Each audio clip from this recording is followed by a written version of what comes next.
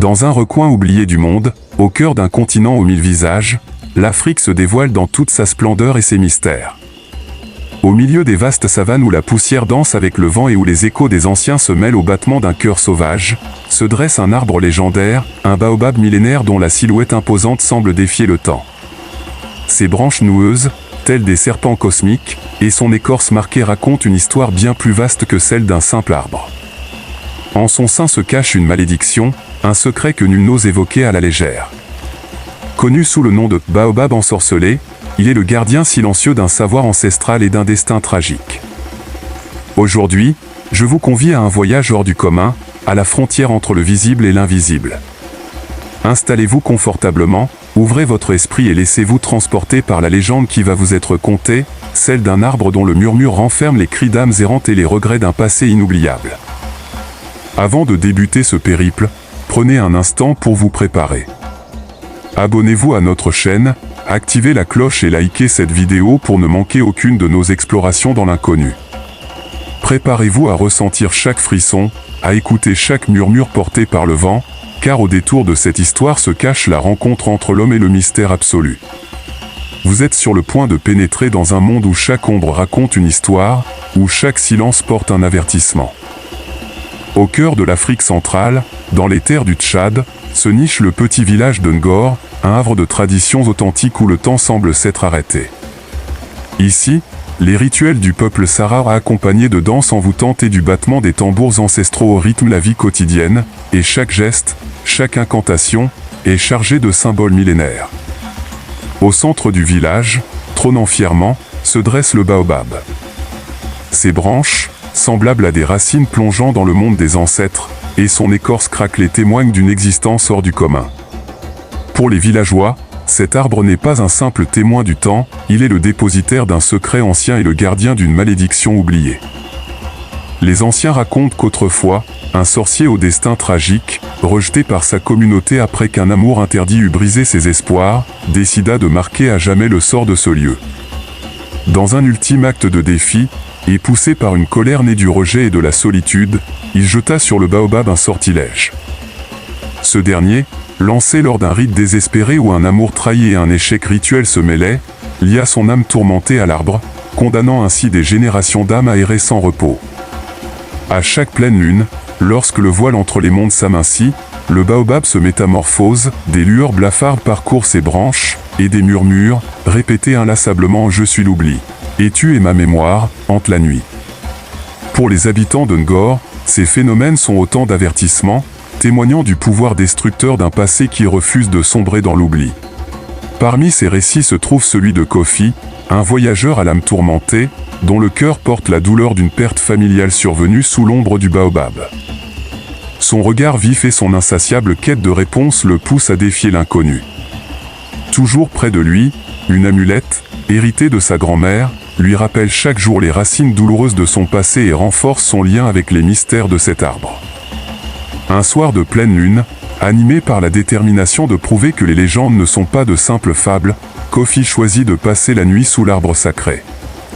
Tandis qu'un feu vacillant lutte contre la brise imprévue, la quiétude nocturne laisse place à une atmosphère de tension et d'angoisse.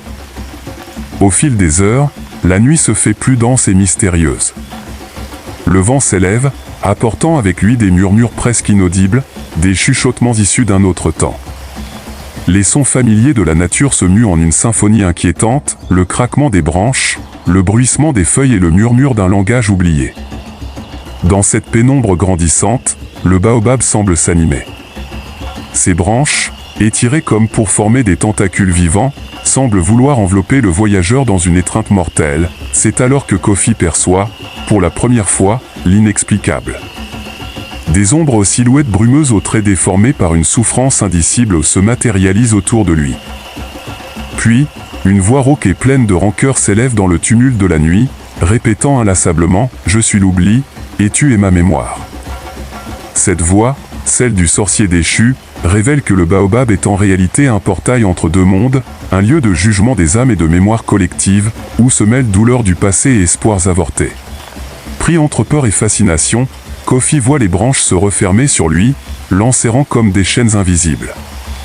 Dans cet instant suspendu, il revit ses moments les plus sombres, la perte d'un être cher, les doutes qui le hantaient, la solitude qui l'avait toujours accompagné.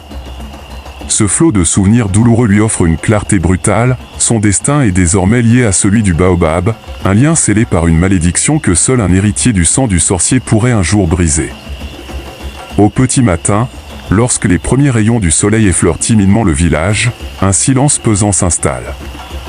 Les habitants, éveillés par un pressentiment funeste, découvrent avec horreur le feu de Kofi éteint et ses effets personnels éparpillés autour de l'arbre. Aucune trace de lui ne subsiste, comme si le baobab avait absorbé non seulement sa présence, mais aussi son essence même. Le choc se propage rapidement à Ngor. Des regards inquiets, des murmures anxieux et une peur latente s'emparent des villageois. Pour beaucoup, la disparition de Kofi confirme la puissance destructrice de la malédiction. Pourtant, certains y voient aussi le signe d'un possible renouveau.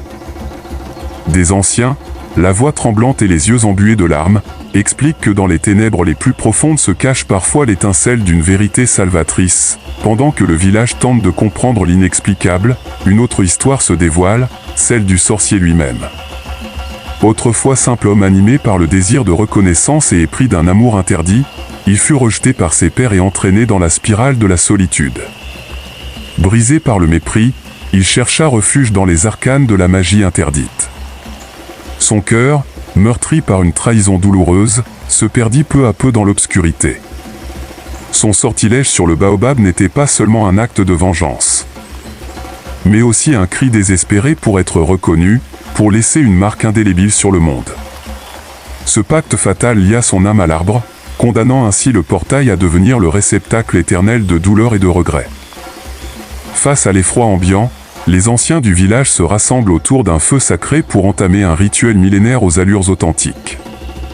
Accompagnés des tambours et des danses rituelles du peuple Sara, ils forment un cercle et récitent des incantations aux mots chargés de sens, transmis de génération en génération. Chaque geste, chaque syllabe, est une prière adressée aux esprits ancestraux pour apaiser la colère du sorcier et protéger le village de la malédiction. Pendant ce rituel, un moment de faux espoir survient, alors que le feu semble répondre à l'appel, une ombre récalcitrante se détache du baobab, et dans un murmure glaçant, semble défier les incantations.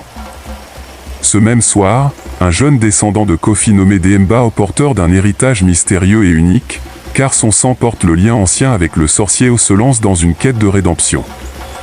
Animé par le désir de briser le cycle de la malédiction, il parcourt les archives des anciens et les terres oubliées à la recherche d'un artefact ancestral, l'œil du temps, dont la légende dit qu'il peut rétablir l'équilibre cosmique. Dans sa quête, il découvre que pour libérer les âmes prisonnières, il lui faudra accomplir un sacrifice, renoncer à un souvenir heureux qui a façonné son identité, en échange d'un espoir de rédemption pour le village. De retour à Ngor. Alors que la pleine lune se prépare à éclairer une nouvelle nuit fatidique, le village retient son souffle. Face au baobab, le jeune descendant entame un dialogue intime avec les esprits. Dans un murmure entrecoupé d'énigmes, une voix éthérée lui chuchote, trouve l'harmonie entre la douleur du passé et le pardon du présent. Ces mots, porteurs d'un lourd destin, le poussent à entamer le rituel ultime.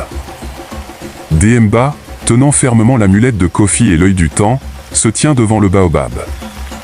Dans l'obscurité, les branches de l'arbre, comparables à des serpents cosmiques, semblent s'animer pour écouter cet appel sincère.